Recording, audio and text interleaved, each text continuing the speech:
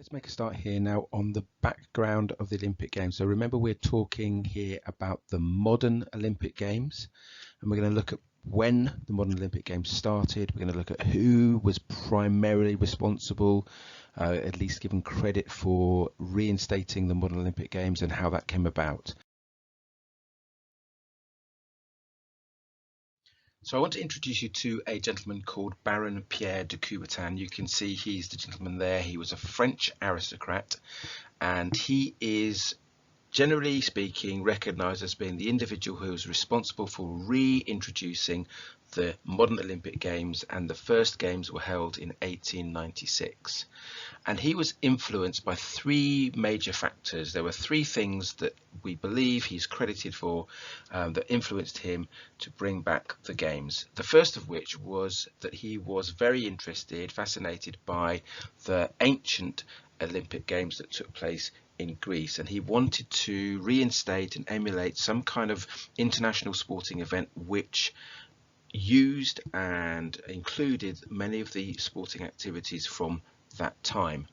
Secondly, remember, he was French. He travelled to Britain and he went to a place called Much Wenlock, which is in Shropshire, and he met with a gentleman called William Penny Brooks. And William Penny Brooks was a person who was already organising activities and the games called the Much Wenlock Games. Now, these were athletic type activities which were very similar to the sorts of activities that were taking place or had taken place at the ancient Olympic Games. And so Pierre de Coubertin saw this and was inspired by that, and by meeting with and conversing with and learning from William Penny Brooks.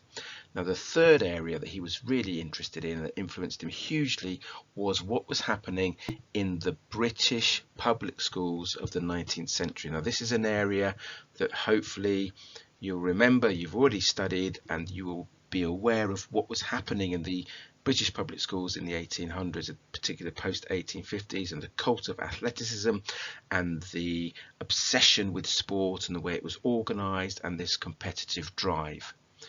So Pierre de Coubertin, as a recap, was influenced by the ancient Olympic Games, the Much Wenlock Games, and by what was happening in the British public schools. And those three things came together to inspire him, to motivate him to push forward with reintroducing the Olympic Games, as I said, that started in 1896.